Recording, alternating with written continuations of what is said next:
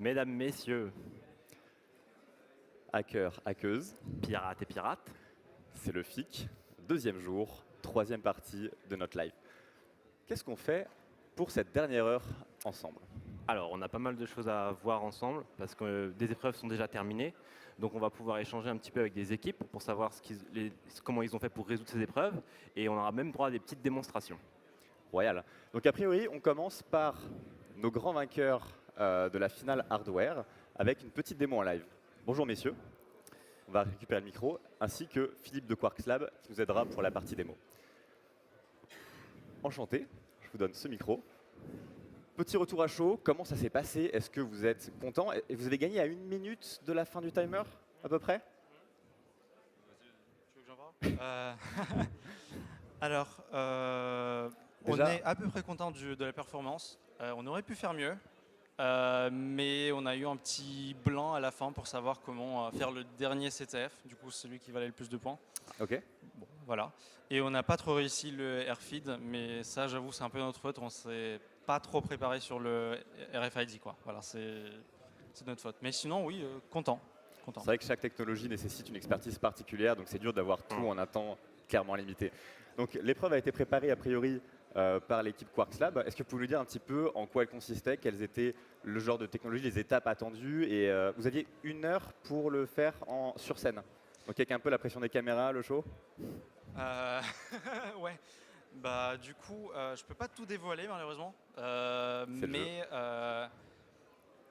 voilà, on a une board qui est une board Arduino du coup.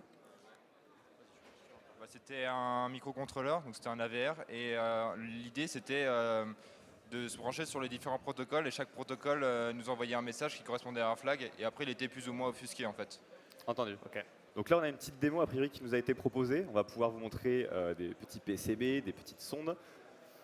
Si tu veux bien nous donner la suite. Et bien sûr, si vous voulez fuir maintenant, parce que j'ai bien compris que vous étiez sous haute contrainte de temps pour finir, le CTF se terminant à 17 h, il reste 28 minutes, vous en doutez, la fin de journée s'accélère pour tout le monde. Merci déjà d'avoir pris 2 minutes pour venir représenter. Bien joué encore à vous et bon bonne courage dernière pour ligne droite. Ouais. Oui, Bon encore rush. bravo. Et encore bravo, bien sûr. Donc, Alors, qu'est-ce Philippe, qu'on a ici? qu'est-ce qu'on Oui. manipule? Donc il y avait deux matériels à hacker, enfin celui-là, à analyser, disons, pour celui-ci. D'un côté la RFID et de l'autre côté ici, on va plutôt se pencher sur ce MCU dont le participant vient de parler. Si la régie veut bien mettre la cam. Donc les gens reçoivent une petite board comme ceci. On a masqué les pins, en fait les pistes sont même coupées en dessous, donc ils n'ont pas d'autre choix que d'aller se mettre directement sur les pattes du composant. Pour ça, on fournissait ces jolis objets qui sont des PC Bytes, qui ont une petite pointe avec montée sur ressort. Donc on peut finir les déposer comme ceci et elles viennent s'amortir gentiment dessus. Et avec ça, on va pouvoir avoir des fils qui vont vers ce boîtier qui est un analyseur logique. Donc l'analyseur logique, il va simplement enregistrer des traces temporelles des signaux qui passent et on va pouvoir les avoir ici à l'ordi. Là, je peux vous le présenter sans trop dévoiler sur, disons, juste le premier flag, un protocole très, très classique dans le monde embarqué qui est simplement l'UART pour série. Alors quand on parle protocole en embarqué, c'est les protocoles d'échange entre les puces d'un PCB. Donc on va avoir de manière classique I2C, SPI, etc.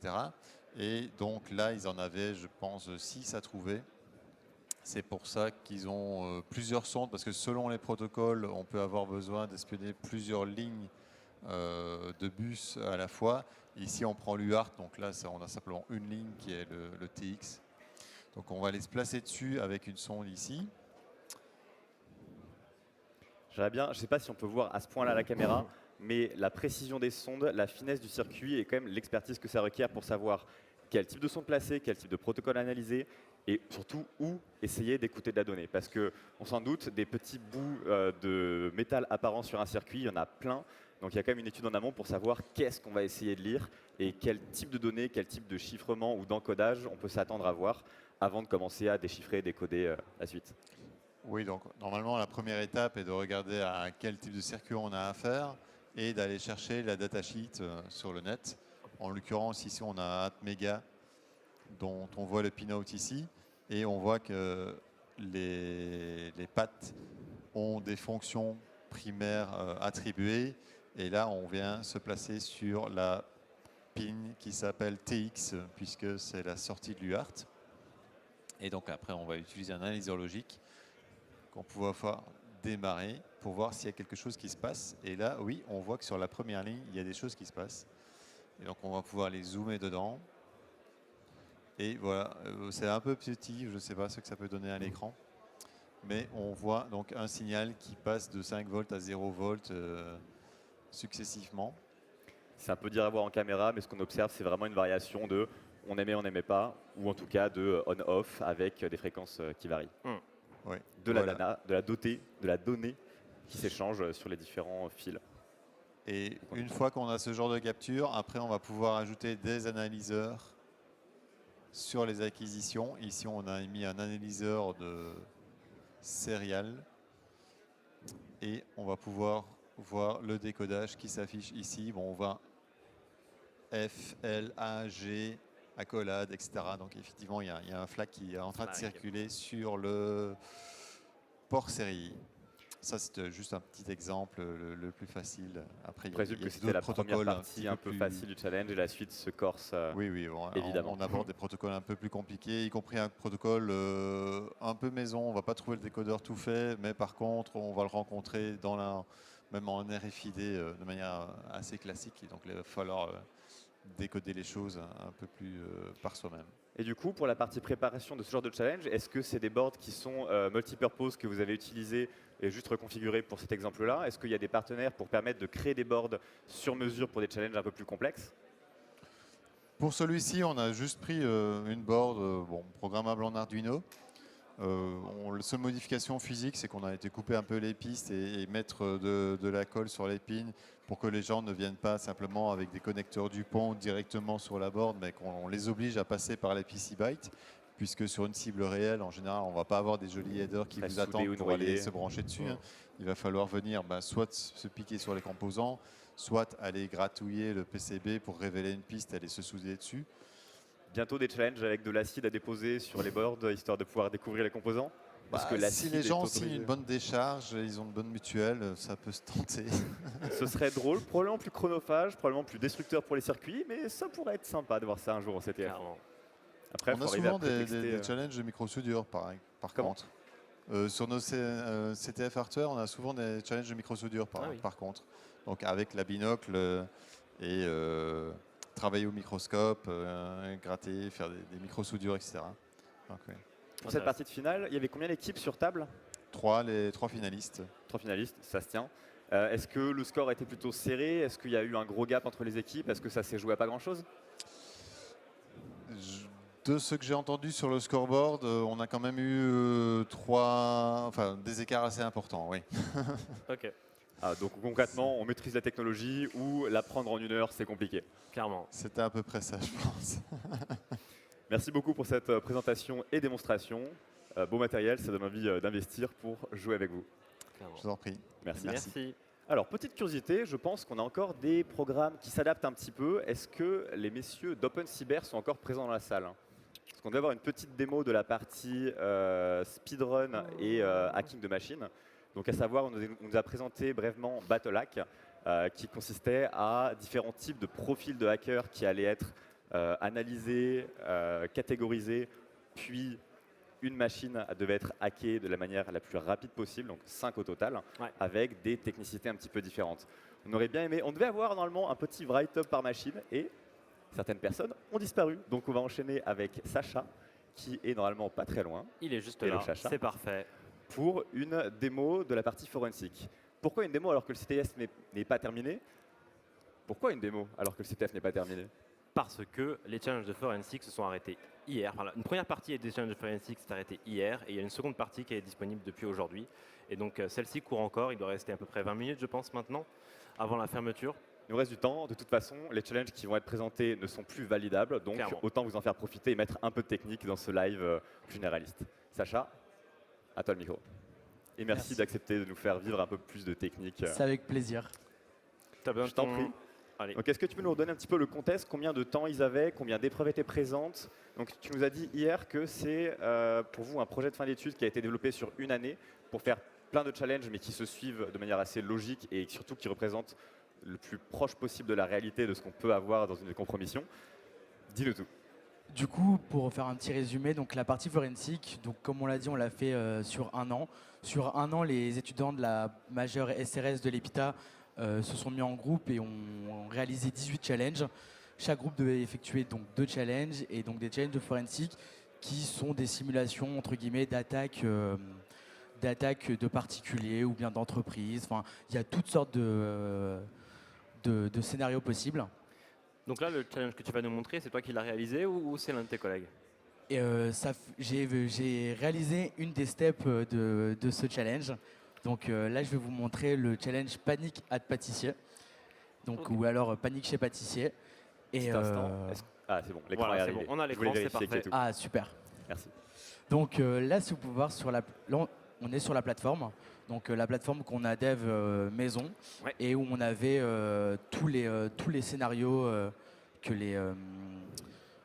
les challengers ont pu essayer de résoudre. Donc il y avait une multitude de scénarios. Donc il y avait la moitié qui était disponible hier et l'autre moitié qui était disponible ici aujourd'hui. Donc ça c'était un des challenges qui était disponible hier. Donc je vais essayer de vous montrer, de faire un petit peu une démo. Donc je ne vais pas aller dans les détails parce qu'on n'a pas énormément de temps, mais je vais essayer de vous montrer un peu comment il fallait S'y prendre pour résoudre. exactement, comment essayer de s'y prendre. Et, Je me permets juste de le mettre comme ça pour pas qu'il soit bancal tout le long. ah ouais, il n'y a pas de... Ça va être plus sympa pour la démo. Donc voilà. Excusez-moi si on va pas vraiment dans les détails, c'est juste histoire de montrer un peu une Aucun. surface et de comment on pouvait un peu les aborder. Aucun Petit souci. détail technique, ce n'est pas son ordinateur, c'est un ordinateur qui a été relié à la régie. Vous savez que les démos en live, ça peut être compliqué, que les démos en live avec un PC qui a été testé 20 minutes avant le live, c'est encore plus compliqué. périlleux. Donc il a Ça, accepté le challenge, déjà, beau jeu. Ça serait pas drôle sinon. Ce serait pas drôle sinon. Vas-y, je t'en prie. Du coup, donc voilà. Donc là, on a le scénario panique à pâtissier. Donc Mhm. pour faire un peu le lore autour du scénario. Donc on a une célèbre entreprise qui s'appelle Pâtissier, qui est une très grande marque qui vend des produits culturels et aussi de l'électroménager. Donc le week-end précédent, malheureusement, le site des impôts s'est fait DDoS. Donc pour ceux qui ne savent pas, c'est une attaque par déni de service. Donc ils ont reçu de très grandes connexions envers le site et malheureusement, énormément de Français n'ont pas pu remplir leur fiche d'impôt. Quel Et du dommage. coup, sachant que c'était la deadline. C'est pas chaud. Donc voilà. Inspiré de faits réels peut-être. Oh, je n'ai pas trop de news. Prémonitoire I wish not. On verra bien. J'espère pas pour eux. Mais du coup, la police s'est un peu enquêtée Mhm. et en fait, elle a remarqué que l'attaque provenait des IP des magasins pâtissiers. Donc, la mission des participants était vraiment de découvrir ce qui s'était passé, comment les IP du coup des magasins ont pu être utilisés pour faire des choses malveillantes et commettre une attaque. Alors dis-moi, qu'est-ce qu'on leur fournit Donc là, on arrive Information. sur la page principale. Donc là, on a un petit schéma d'architecture pour donner un peu de contexte, Ok. pour vous montrer ce qu'il y a dans le magasin. Donc ça, c'est vraiment le schéma d'architecture du magasin principal, donc celui de Paris. Et après, de l'autre côté, on a chaque step, chaque étape. Donc ça va vraiment de l'étape 1 est relativement facile. En général, les participants ici, on espère qu'ils mettent 5 minutes. Bon, des fois beaucoup plus, parce que c'est peut-être pas assez clair ou il peut y avoir des coquilles. Mais normalement, c'est 5 minutes. Étape 2, le double, etc. jusqu'à arriver à l'étape 5, où on espère qu'il la résout, qu'il la résout Que certains uniquement arrivent à la résoudre. Exactement, parce qu'en général, on est sur des choses assez avancées, comme ce qu'on appelle du reverse engineering de binaire. Et en général, on espère qu'ils mettent 1 heure, voire plus, 1h30. Donc c'est assez lourd. Et du coup, en termes de points aussi, Ouais. la première partie va valoir moins de points que la seconde Exactement. Les premières parties vont rapporter en général 5 points et les plus grandes un peu moins de 100. Donc si dans les dernières minutes, les participants arrivent à résoudre une étape 5, les scoreboards peuvent changer. Donc vraiment, jusqu'à la dernière minute, ils sont tous en train d'essayer de nous poser des questions, de se tirer un peu des infos. on reste impartial, vous inquiétez pas pour ça. Mais du coup, tout peut changer jusqu'à la fin du temps de la compétition. Petite question en amont, étape 5, tu n'as pas de reverse engineering, donc Ouais. sûrement d'un malware qui aurait pu affecter le parc. Exactement. Est-ce que c'est le genre de malware qui a été fait sur mesure avec du code désarmé, ou est-ce que c'est le genre de malware qui, s'il est exécuté sur une machine de joueur, ne se passe pas très bien? Bah, nous, on met quand même des disclaimers, donc des warnings. On leur dit que du code malveillant peut être présent, donc ils doivent faire attention avec ce qu'ils font. En général, à l'EPITA, on a une matière qui s'appelle virologie. Et en général, les gens développent leur virus, donc un autre projet de fin d'études, et ils essaient de le réutiliser et de l'intégrer à leur scénario. Sympa. Pour refaire, À supposer que les choses dérapent, il y a un kill switch, il y a quelque chose qui a été prévu pour exactement, pouvoir... normalement, il y a tout qui est... il y a Ça fait tout plaisir qui à est- entendre parce qu'il y a exactement. déjà eu des déboires sur certaines épreuves. Effectivement. Alors, ce début de démo, Alors là, on arrive à la première étape, donc Welcome to the Jungle Flood. Donc ici, on redonne un peu de contexte, comme quoi l'ANSSI vient toquer à la porte des responsables du magasin donc pâtissier, et il leur signale qu'il y a eu un DDoS, etc. Et leur but, c'est d'essayer d'analyser, de comprendre déjà dans un magasin comment où est-ce qu'on pourrait chercher des premières pistes d'investigation. qu'est-ce qui est présent? Exactement. Ou déjà l'inventaire du matériel, en fait. Tout à fait. Et du coup, on a le l'admin système et réseau qui fait pas trop mal son job et qui a une capture réseau de la nuit où l'attaque s'est produite. Donc on le donne aux joueurs. Donc ici on a le capture.pcap qui est téléchargé. Donc je l'ai téléchargé en avance. Hop là. Est-ce que c'est réaliste ce genre de fait que quelqu'un ait vraiment enregistré tout le réseau sur un jour, sur une nuit? Là, à ce niveau-là, j'imagine qu'il y a des entreprises qui doivent le faire, mais ça prend tellement de données qu'on a d'autres choses. Là, c'était vraiment pour donner un peu une analyse réseau de ce qui se passe, pour montrer un peu comment se passera un DDoS, etc. Mais en général, on aura plus des logs, de la journalisation sur un serveur, etc. De l'échantillonnage. Donc pour revenir au challenge, si on prend notre dossier capture, donc on l'ouvre, c'est un fichier .pcap. Donc l'extension pcap permet d'être lu par le logiciel Wireshark, donc par la communauté. Wireshark est un logiciel très utilisé parce qu'il nous permet Analyser le trafic réseau. d'analyser un trafic réseau, exactement. Secter les protocoles. Exactement. Donc là, on peut voir qu'on a des paquets qui se baladent dans le réseau et ça nous permet que si on clique sur un, de le déchiffrer et de voir ce qu'il y a dans ces paquets, etc.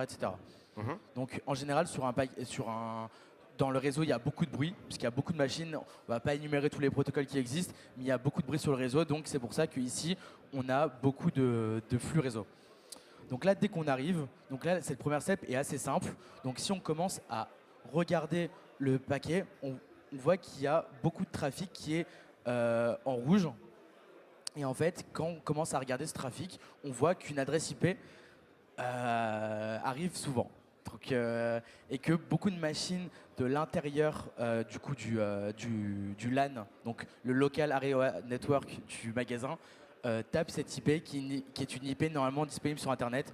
Donc là, pour le challenge, c'est une IP qui est complètement fictive, donc pas la peine d'essayer d'aller la taper, d'aller essayer de faire des choses malveillantes. C'est interdit par la loi et c'est réprimandable. Donc faites bien attention.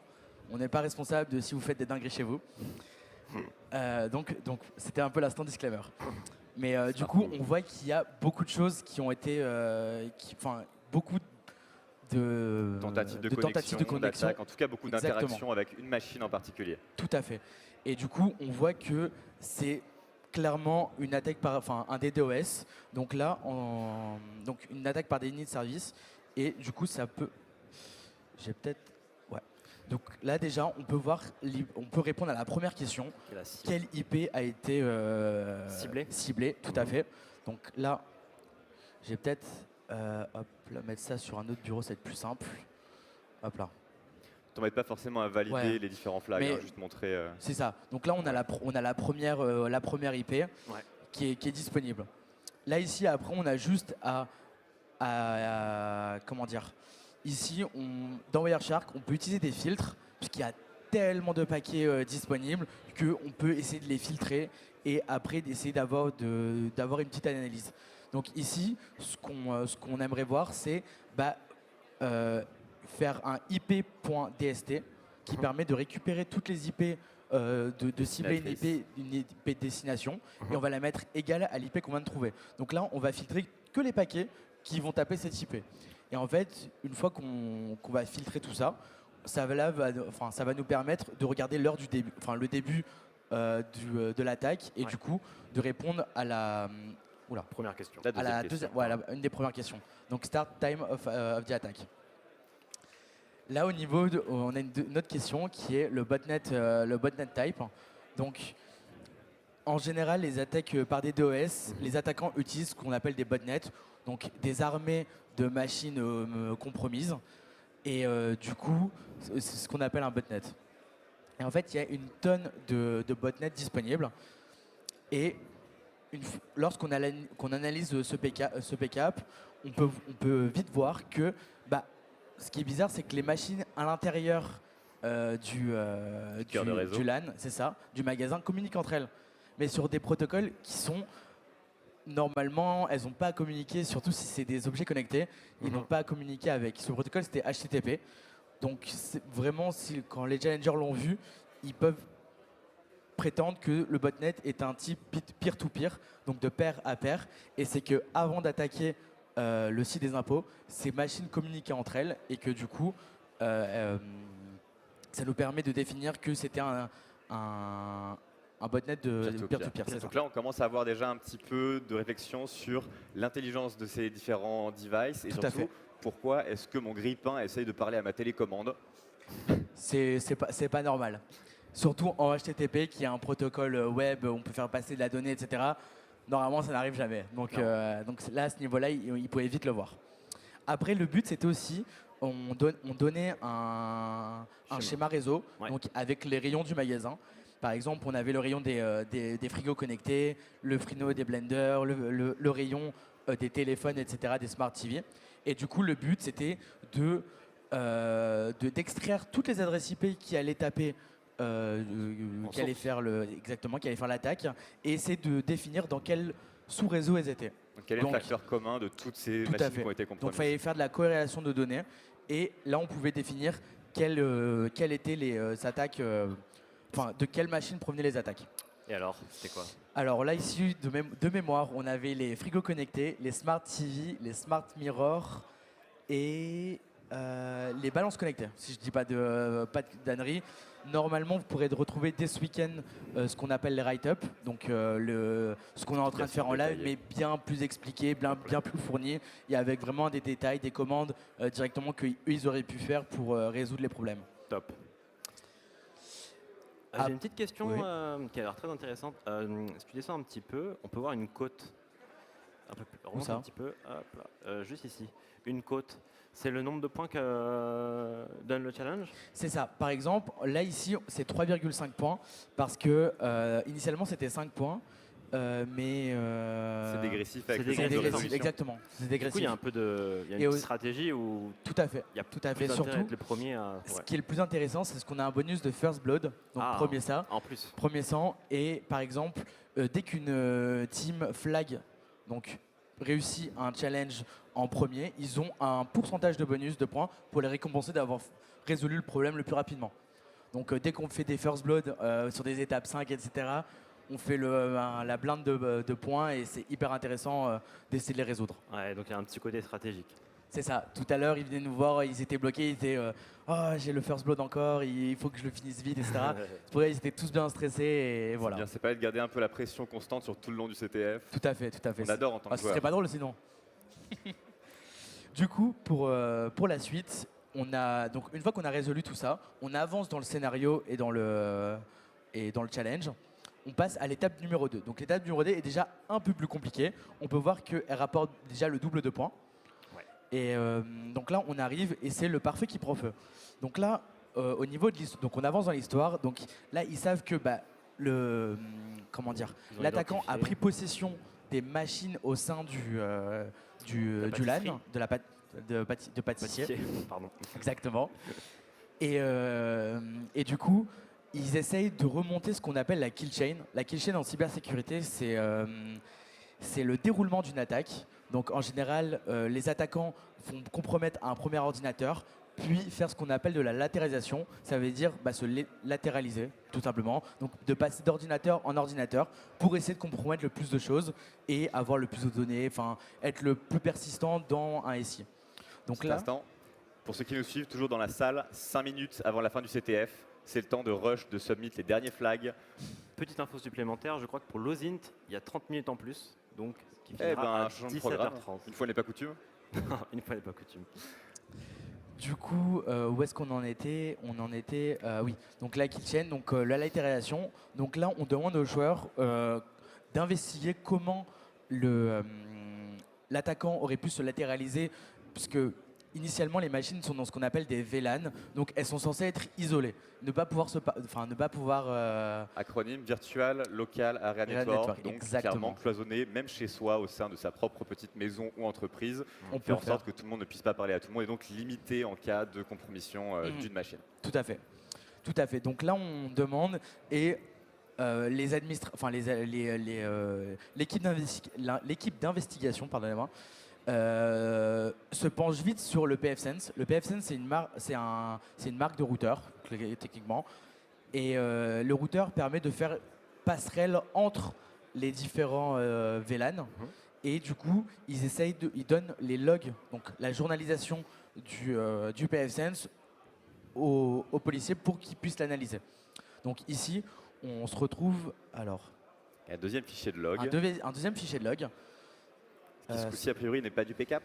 Comment? Qui ce coup-ci n'est pas du PCAP, c'est vraiment Exactement. des logs Bon texte. format texte. Là, c'est vraiment, par exemple, on peut définir un journée de log. Il y a eu une action, elle est sauvegardée quelque part dans un fichier pour avoir un historique de ce qui se passe. Que s'est-il Donc- passé, quand, où, avec quels acteurs. Exactement. Ça permet de débugger, de faire plein de choses et c'est hyper utile. Notamment là dans l'attaque, parce que là, ils ont extrait les logs de connexion, donc pour voir qui s'est connecté, qu'est-ce qui s'est passé, etc. Et immédiatement, quand on ouvre, on voit que fail password root for root from telle machine sur tel port SSH. SSH, c'est quoi? C'est un protocole donc Secure Shell qui permet de se connecter en ligne de commande sur un ordinateur, un serveur, enfin tout ce que vous voulez qui héberge un serveur SSH. Donc là, on peut voir qu'il y a énormément de connexions avec un password fail. Énormément de connexions. Du coup, on peut déjà répondre à la première question qui est encore assez simple. Donc là, on peut définir que ce qui s'est fait attaquer, c'était le SSH. Hop là. Donc là, vous voyez une validation. Donc là, on a trouvé que c'était le protocole SSH qui s'est fait attaquer. Bien joué pour ce flag et on va écourter la démo pour Merci. passer à la suite. Ok, il Merci n'y a pas de beaucoup. souci. Yes. Merci à tous beaucoup. et bonne Merci pour continuation. ton temps, merci pour cette petite démo live avec non ton matériel. On sait que c'est Ouais. pas le plus simple. Alors, on a maintenant la chance de récupérer Tim et la partie régie ZQSD pour pouvoir parler un petit peu plus de l'organisation. Parce que quand même, vous vous en doutez, la salle est grande, il y a des télés partout, il y a plein de micros, plein d'intervenants. Ça va être sympa de pouvoir montrer un petit peu comment est-ce que tout ça est organisé. Donc on ne peut pas forcément vous montrer la partie régie pure parce que c'est sombre. Juste point de vue lumière, hein, ils font pas des trucs sombres, on va pas les juger. Mais Travail on va dans le pouvoir noir. quand même parler un petit peu de l'organisation derrière tout ça. Avec Damien, dans le coin, toujours. Check. Dame. Alors, est-ce qu'il est là? Est-ce que Tim est présent dans la régie? Il arrive de suite. Super. Ta-ta-ta-da. Voilà l'homme. Hello. Salut. Est-ce que tu veux bien te présenter, toi, l'organisme, un petit peu dire le contexte, combien de personnes ont travaillé sur le projet, combien de temps de préparation? Ouais, donc moi c'est Tim, je suis directeur technique chez ZQSD Productions. Nous on travaille sur l'Urban Cybercup sur la partie technique, on les accompagne donc sur le réseau pour arriver à faire tenir les 250 joueurs et qu'ils puissent participer et faire la compétition dans des bonnes conditions techniques. Donc on travaille aussi avec les différents organisateurs de challenge pour que techniquement On est tout ce qu'il faut. En gros, il y a pas mal de gens qui ramènent leurs serveurs pour que tout puisse bien marcher, que ce soit en local et avec toutes les parties OSINT en ligne, etc. Donc il y a pas mal de travail à ce niveau-là. Donc on est là depuis, il y a 2-3 jours d'installation, quoi, globalement. Et à Combien de côté- temps en amont En Vous avez amont commencé- Ouais, en amont. On commence sur des genres de projets comme ça, 3-4 mois à l'amont. On commence à préparer tous les plans techniques avec donc, notamment les régisseurs du Forum international de cybersécurité, Christophe qui s'occupe de toute la partie de l'European Cyber Cup. Donc on va faire les plans, on va regarder comment est-ce qu'on veut mettre les joueurs un petit peu. Ensuite on va regarder techniquement tout ce qui va être la puissance, le réseau, faire en sorte que la fibre arrive dans la salle. Et derrière, on va commencer à réfléchir sur la partie tournoi, notamment les accompagner pour essayer de faire en sorte en fait, que cette compétition soit le plus facilement regardable par des néophytes et des gens qui ne connaissent pas forcément la cyber. C'est parce que c'est vraiment ce qu'on essaye de faire là sur l'Open Cyber Cup par rapport à une compétition de cyber classique. Moi, ce qui m'impressionne vraiment le plus, c'est le fait que vous composiez avec votre matos que vous maîtrisez et aussi les serveurs de chaque intervenant qui veulent s'interfacer avec le même système, essayer de faire en sorte que tout ça marche ensemble. Ouais, et c'est- chacun sa tambouille. Ça doit être pas si simple. C'est un bon challenge. Le réseau a tenu Ah, comme je crois vous qu'on voulez. est coupé. Et hello. Bonjour, je ne sais pas si on m'entend. Si. Non. Juste pour vous dire quand même les amis que c'est terminé. Ah ça y est. Ça y est, Sauf l'osine. c'est fini. Mais je vais Sauf- justement en parler. Ah. Donc du coup, pour vous prévenir que ça y est, tout est terminé sauf le Zint. Donc les gens vont pouvoir se détendre et on se retrouve maintenant à 18h. Moi de ma partie, mais il y a mes deux collègues qui sont pas loin qui vont continuer à parler avec Maître Tim. Voilà, c'est pour vous prévenir. Il reste du temps pour le Zint, rassurez-vous. Enjoy. Merci. Merci. Et pour te répondre, c'est vrai que c'est un vrai challenge, mais bon, nous, c'est des choses qu'on est habitués, ça fait partie de l'événementiel et c'est ce qu'on met en place. C'est des vrais challenges pour les équipes et on est assez fiers du résultat chaque année. J'espère que les joueurs sont contents, nous, c'est notre priorité. On est là pour ça techniquement. Donc voilà. En tout Le cas, réseau a bien tenu. je crois que c'était Le un réseau a succès très bien tenu, parce ouais, c'est que bien niveau passé. réseau, souvent, Ça peut être très boiteux et là, ça ça a peut l'air être très d'être boiteux solide. et il n'y a eu aucun problème. Les joueurs ont l'air d'être très satisfaits, donc félicitations. Ouais, Bien joué. Gros GG. Merci beaucoup. Vous entendez quand même le bruit de la salle qui Ah, se ça y est, met ça se à réveille, se réveiller très fortement. Donc il Ah, reste ouais. l'OSINT qui continue un petit peu. Toutes les autres épreuves sont terminées. Ça veut dire une chose sympathique pour nous, c'est que les équipes qui étaient la tête dans le guidon à vraiment se donner un maximum et qui ne pouvaient du coup pas vraiment être interviewées pendant les finales, pendant les speedruns, Peuvent sont enfin accessibles. souffler, ils ont du temps. Merci encore. Je On laisse. file un interview l'équipe. Allez, bon courage. Merci. Bonne suite. S'il y a moyen d'avoir un petit plan de la salle, ça devient le maxi bordel. Alors, on va se diriger vers les ex-narcotrafiquants avec leur superbe chemise hawaïenne, avec leur MacGyver national. Allons les voir. Hello messieurs. Et hello messieurs les ex-narcotrafiquants. Et Est-ce que vous êtes toujours disponibles en sachant qu'il reste l'OSINT certes, mais il est 17h-ish. Ouais. non. Eh ben, vous venez avec nous, on va se mettre un peu plus central. Il faut les contacts de Hack for Values, on a besoin des points du répond pas, on ne sait pas qui c'est, donc Que- tu peux me lancer Mais un non. contact rapidement.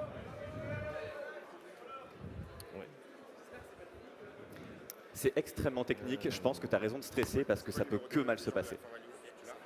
Ouais. Alors, concrètement, vous avez été en tryhard pendant une bonne partie de l'épreuve.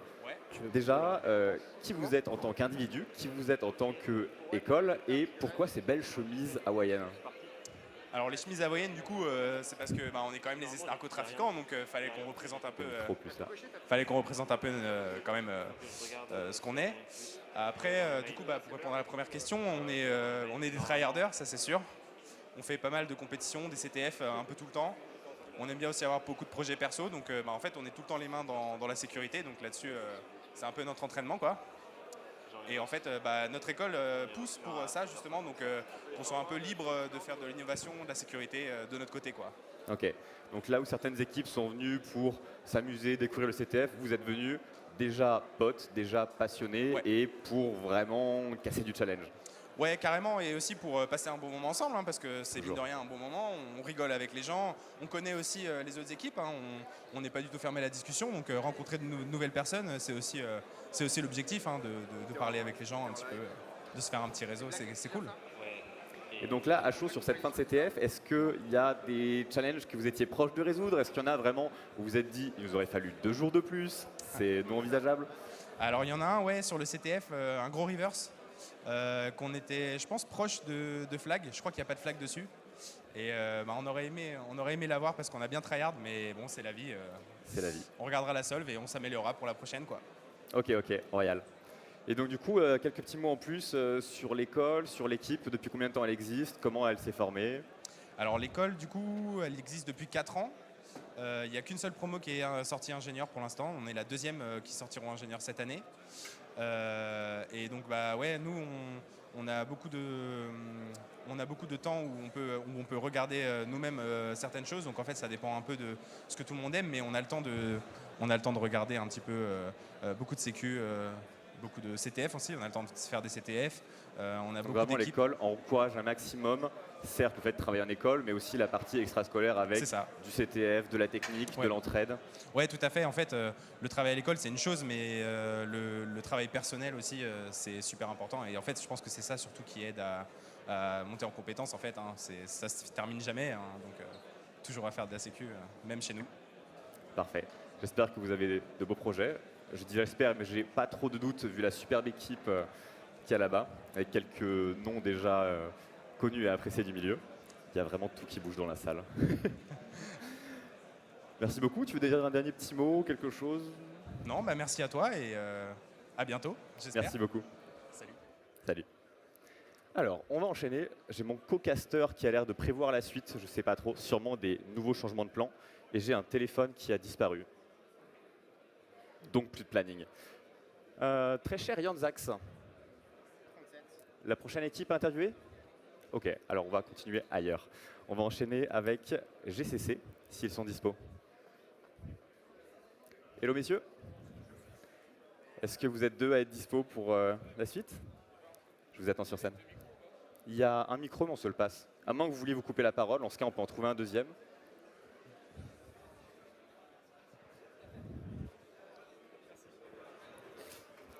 Désolé, me revoilà.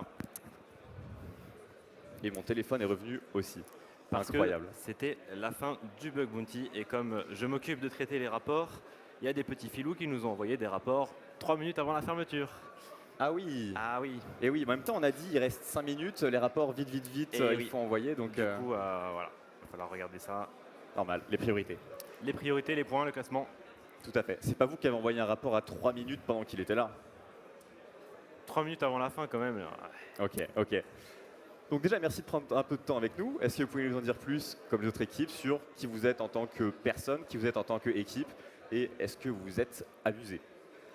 Alors en tant qu'équipe, on est GCC. GCC, ça veut dire Galette, Cidre, CTF. C'est pas un compilo? C'est aussi un compilo, mais c'est avant tout le nom de nos teams et ça signifie Galette, Cidre, CTF. Donc c'est la team, c'est le club CTF de l'NCBS. Donc l'NCBS, École d'ingénieurs cyberdéfense en Bretagne. Et donc on est fiers d'avoir sélectionné cette équipe parce qu'il y a plein d'étudiants très motivés et très compétents. Mais on a dû choisir 10 personnes pour envoyer sur cet événement. Et on a une très très bonne équipe et ça s'est très bien passé. Tout le monde s'est amusé. Et tout va bien. Un petit peu de frustration en fin de CTF, en fin de différentes activités, parce qu'il n'y a pas que le CTF. Un peu de frustration, ouais, forcément. On n'a pas tout réussi, on n'a pas 100%. Des fois, on a réussi quelques minutes après que les soumissions soient terminées. Donc, ouais, il y a un peu de frustration, mais dans l'ensemble, je pense que tout le monde est à peu près satisfait dans notre équipe. Petit coup de fatigue.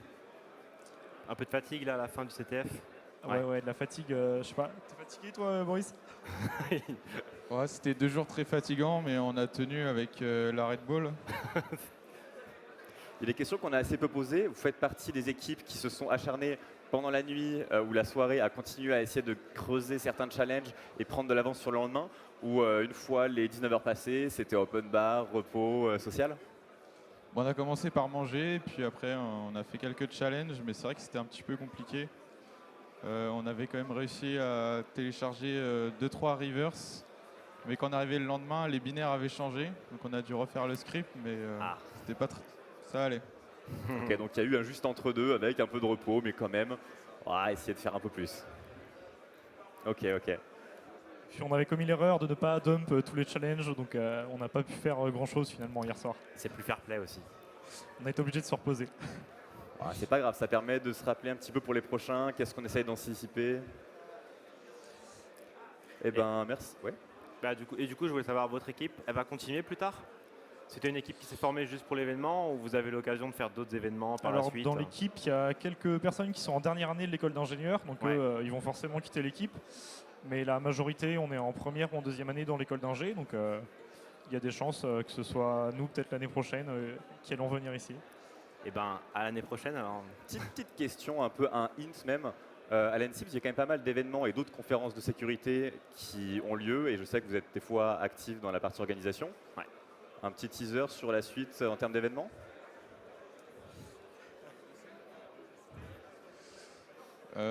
Sinon, nous on a une asso qui s'appelle AC2G2 qui est un petit peu en plus de l'école. Donc prochainement il va y avoir l'inter-AUT et la HAC. De mon côté, moi aussi je m'occupe de Hero CTF. Donc ça, il y aura un CTF dans mi-mai si vous voulez vous inscrire sur heroctf.fr.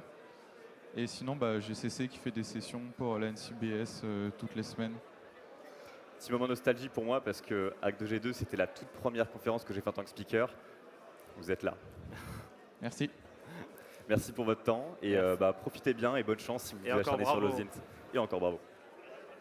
Je leur pique ça. Alors, il nous reste normalement 2 équipes, Ouais. à savoir, est-ce que tu te souviens? Non, je sais Nous avons les qu'on va Ace of Spades et nous avons Nextac. Exactement. Je pense qu'on peut enchaîner sur les Ace of Spades Ils sont avec juste- le célèbre Shutdown et ses superbes dessins au crayon de papier pour des présentations marvelous. On s'en rappelle.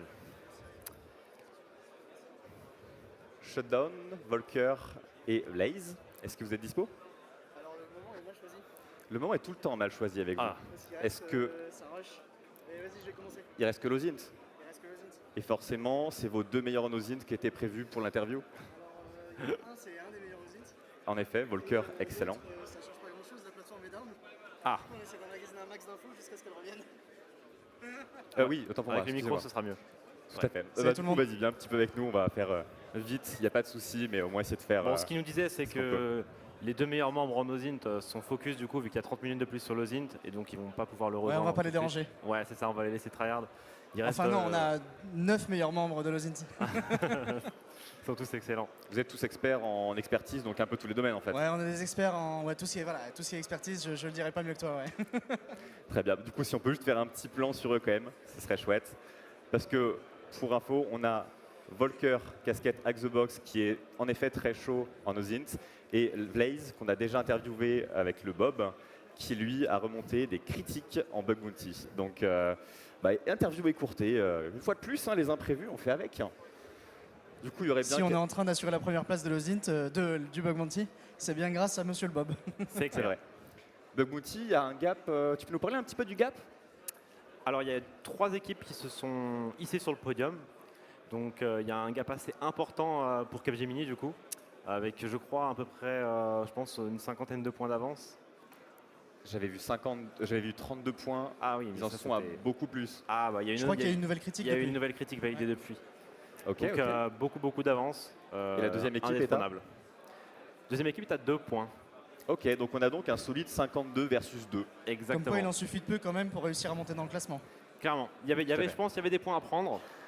Certaines équipes ont préféré focus sur d'autres activités. Ah, ça se joue au coefficient, Ça se joue au spécialités, coefficient. ça, c'est beau Très jeu. bien. Eh ben, peut-être qu'un jour on aura des write-up disclose de ces bugs-là. Peut-être. Peut-être. Bah, je sais pas exactement quelles sont les règles qui Ce entourent sera le la choix partie final, Bug Bounty. ce sera le choix final de Effectivement. l'association. Mais si effectivement on en a la possibilité, je lui ferai un gros clin d'œil pour qu'il puisse Clairement. les ressortir. Ça pourrait être Parce cool. qu'il y avait des choses intéressantes, on a pu en discuter avec lui, je ne vais pas forcément donner trop d'éléments, Mhm. mais il y avait des choses intéressantes qui n'ont pas forcément amené jusqu'à le Graal, l'escalade de privilèges, l'exécution de commandes, mais il y avait des trucs sympas. C'est toujours intéressant, je trouve, quand on passe, que ce soit du pentest, du bug bounty ou autre chose, il y a tellement de surfaces d'attaque, tellement de compétences différentes que j'ai pu passer après certains collègues et certains collègues sont passés après moi. Et des fois, alors qu'il y avait des rapports qui disaient c'est bon, ça a l'air OK, derrière 1, 2, 3 RCE. Et c'est pas dépendant d'une boîte, c'est juste une loi un peu universelle qu'on Ouais. est tous tellement. À chaque fois, on lève le niveau de sécurité d'un système. Mais On a tous une vision, une approche différente. Et c'est l'objectif du Bug Bounty. C'est Ce qui est sûr, c'est que l'exhaustivité est dure à atteindre. Ouais. Parce qu'on est encore aujourd'hui dans un domaine qui est peu mature. Les technos qu'on a, les outils, les méthodos n'existent pas depuis 150 ans. Non. C'est pas des choses qui sont suréprouvées. Et ça reste, c'est quelque chose qui est assez mature quand même. Hein. Sans que ce soit 150 ans.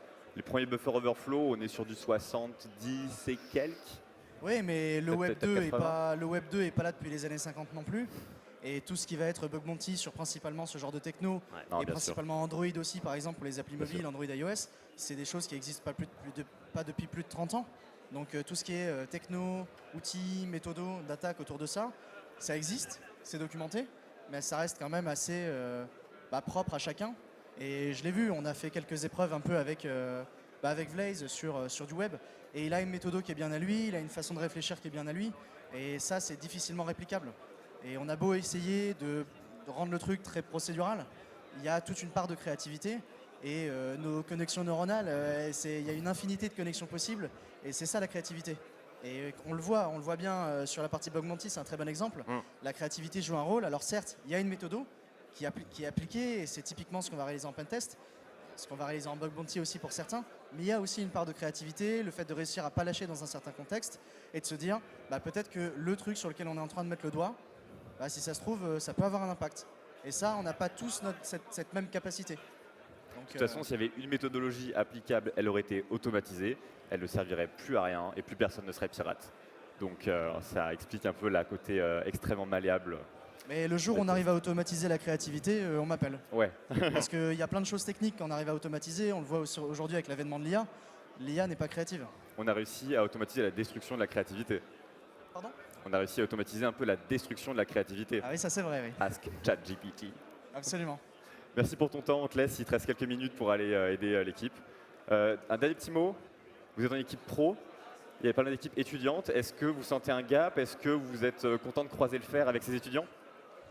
C'est une question intéressante, c'est un positionnement qui est très particulier, parce que on va avoir des équipes étudiants, des professionnels, des clients qui s'attendent d'équipes semi-professionnelles ou professionnelles, on les appelle comme on veut, en tout cas des équipes constituées d'entreprises comme les nôtres, ils s'attendent à ce qu'on crée un gap phénoménal avec ces équipes étudiantes. C'est faux. On n'est pas là en train de tester nos aptitudes à faire du test d'intrusion. Exact. Et si demain, je ne veux pas trop m'avancer, mais si demain on devait être amené à faire un test sur de l'Active Directory, des applications mobiles, ce qu'on fait en test d'intrusion au jour le jour, j'ai pas trop de doutes sur nos capacités en fait à mettre un gap important. Parce que c'est nos activités de tous les jours et c'est ce sur quoi nos clients nous challenge. Ouais. Alors que tout ce qui est CTF, il y a toute une part quand même, ce qu'on va appeler le stego guessing, le turbo guessing, mais enfin de créativité, d'essayer de se mettre dans un contexte qui est parfois pas très réaliste, d'aller chercher la petite bête, de faire du développement qui a parfois pas trop d'intérêt en soi. C'est pas ce qu'on va réaliser en test d'intrusion. Et donc le gap au niveau professionnel ne se crée pas à ce niveau-là. Et preuve en est, on va avoir par exemple au niveau des narcotrafiquants, des pirates et d'autres équipes qui sont vraiment très quali. Chacun ses domaines de prédilection et vraiment ça overfit. Ouais, bien sûr. Du coup, le challenge AD du CTF. Alors, on a eu des difficultés par rapport à ça. Effectivement, pour être tout à fait franc, la partie CTF, la sous-épreuve CTF de l'EC2 est probablement une des épreuves que nous avons aimé le moins. On blâme plusieurs éléments là-dessus. Il y a le premier élément humain qui est l'organisation, la partie les admins, les orgas. Ouais. Et globalement, par exemple pour la partie forensique, techniquement, il y avait parfois des problèmes de prise en charge de la casse, de majuscules, d'espace, d'interprétation. Voilà. Mais globalement, quand on avait besoin des admins, ils étaient là, ils comprenaient le problème, ils étaient présents, ils corrigeaient le sujet. Ah, c'est bien, vraiment beaucoup de réactivité. Ça, c'est vraiment revenu de manière très générale que les organisateurs du CTF, comme des différentes épreuves, quand même l'orga sur place de la salle, ont été ultra réactifs dès qu'il y avait des soucis. Non, ils étaient présents, ils étaient, je pense, pris par Mons et par vent, mais ils étaient là et on voyait qu'ils avaient quand même à l'esprit de nous aider. Alors pas de nous aider techniquement en nous disant c'est ça la solve ou il faut aller par là, mais de se dire, en effet, peut-être que deviner la casse sur un flag, c'est pas tout à fait judicieux. Sur la sous-épreuve du CTF, on a constaté un comportement différent de la part des organisateurs qui soit par une recherche de fonctionnement tryharder ou j'en sais rien, n'avaient pas ce même état d'esprit. Et donc on était confronté à un mur en fait plus facilement, ce qui nous a très facilement découragé de cette épreuve. Normal. Nous avons quasiment rien fait sur le CTF. Pourquoi est-ce que nous avons quasiment rien fait? Pas parce que la technique ne nous intéressait pas, parce que le mindset derrière l'épreuve ne nous intéressait pas. Ne correspondait pas. Ok. Voilà. Ça arrive, ça arrive. Ouais, c'est malheureux. Maintenant, pour répondre sur la partie Active Directory, moi, Active Directory, c'est mon chouchou, c'est mon bébé. J'aurais bien aimé venir et mettre 2-3 coups de coude à la partie Active Directory. Moi, j'appelle ça de la fausse pub. C'était derrière du les web, un pivot. ratios, les quotas par épreuve. C'est juste un choix. du coup. Non, non, pas vraiment, parce que vraiment, je m'y suis posé. Et l'Active Directory n'était pas accessible tout de suite. À ceux qui suivent un peu le truc, je serais curieux de savoir qui a vraiment fait face à l'Active Directory. Il arrive souvent, dans le cadre de certification, de formation, qu'on utilise et qu'on emploie Active Directory à tour de bras, alors qu'en général, c'est un AsReprost et puis ciao, bonsoir, ou un brute force de mot de passe. J'aurais été curieux de savoir quelle a été la difficulté sur la partie Active Directory. J'ai malheureusement pas pu me frotter à cette épreuve, puisqu'elle était derrière un frontal web et puis des instabilités réseau qui font que très rapidement, j'ai changé de route. Un petit peu de sel, mais très bonne expérience overall sur les... Bien sûr, très bonne expérience. Je dis du sel, mais ça reste une sous-épreuve parmi 7 d'un événement qui globalement a pris en maturité et en technicité et en qualité sur un an de temps. J'espérais qu'il y ait une amélioration depuis de l'année 2022 à l'année 2023. Je ne m'attendais pas à une telle amélioration. Wow, on est aujourd'hui. Ça fait plaisir. Clairement. C'est vrai, si je devais donner de façon factuelle et objective, si je devais qualifier cet événement, je le qualifierais d'un très bon événement. Du coup, petite revanche l'année prochaine. Je pensais pas faire cette qualification-là cette année. Top. Petite revanche l'année prochaine, du coup. Ouais, probablement, ça va dépendre du prix d'entrée. Merci pour ton temps. On Merci verra les à vous. classements d'ici quelques temps. Il nous reste une dernière N'hésitez équipe. pas à repasser du coup pour mettre en lumière Blaze et Volker qui Ça va sont à fond encore pendant Ce 10 sera minutes. pour un prochain cast. Avec plaisir. Merci à toi. Salut, à plus. Salut. Il nous reste donc une dernière équipe à interviewer. C'est l'équipe HDFR qui a fait la partie finale, donc ceux qui ont gagné la finale de hardware. Ouais. Et ce sera 2 membres un poil différents ce coup-ci. Parce que je dis des bêtises, je dis Nextech. Désolé, on est déjà passé par eux. On va côté Nextech qui sont normalement par là. Ou alors je suis perdu. Je pense que tu es perdu. Là, ah voilà. Les Hello messieurs, je vous cherchais du regard. Je pense qu'on va reculer un tout petit peu, genre par là. Non, alors par là. Autant pour moi. Voilà pour vous. Super. Bonjour. Bonjour, comment allez-vous? Ça va très bien, un peu fatigué après 2 jours intenses. d'intenses efforts intellectuels en effet. J'imagine, la pression retombe enfin un petit peu. Ouais, ça fait clairement plaisir. Ça a été 48 heures de grosses réflexions et c'était vraiment pur bonheur. C'était bien la compétition, etc. C'est une ambiance qu'on peut difficilement avoir quand on fait les CTF en entraînement le week-end, etc. Tu parles d'ambiance, mais je vois un casque anti-bruit. C'était fourni par l'événement? Oui, le fait que ce soit fourni par l'événement, franchement, ça a été un geste très apprécié. Ouais. Okay. Pour réfléchir avec les annonceurs, le bruit ambiant, je pense que c'était effectivement une très bonne action de la part de l'organisation. Tu veux dire qu'on serait peut-être 2 ou 3 casteurs et entre bruyant. 250 et 350 personnes à parler dans la même salle que vous qui cherchez des bugs? C'est donc plutôt... C'était très apprécié, en particulier pour des personnes plus sensibles. Par exemple, moi je suis autiste, donc du coup le bruit, la lumière, etc., c'était pas mon fort. Mais donc du coup ça a vraiment franchement aidé et je pense que ça a vraiment contribué à ce que je fasse une meilleure performance en fait. Donc du coup, merci beaucoup. Très chouette. On va dézoomer un petit peu. Vous pouvez nous en dire un petit peu plus sur vous en tant que joueur, vous en tant qu'équipe? Ouais. Vas-y, je t'en prie. Le micro. Hop, mets bien le micro comme ça. Yes. Au niveau de l'équipe, on est constitué principalement avec... Colle-le vraiment. Plus proche. Ouais. Colle-le. Parfait. Ouais. Donc l'équipe Nextech, principalement constituée avec l'école Nextech de Pertuis. De niveau... On a de la publicité derrière. Bon, je pense qu'on va écourter un peu celui-là. Vous en doutez, sur la salle, ça commence à devenir la folie parce que le CTF et les différentes épreuves sont terminées. Ouais. Donc là où tout le monde passait de manière très tranquille, on a une foule de personnes qui est arrivée autour avec beaucoup plus de pression. Donc merci à tous d'avoir suivi. Désolé, sinon ça va être une pression de malade. Vous gérez, et on espère que vous êtes bien amusés. Ah, là les collègues avec la... Ah, ce coup-ci on a le bon. On a le bon. Très content d'avoir participé tout de même. Et, ouais, mais merci à vous pour votre casting pendant tout l'événement. Merci pour votre temps et merci de nous remercier. Et on vous remercie. félicitations. Ouais, on reviendra pour la prochaine. Congrats. À l'année prochaine.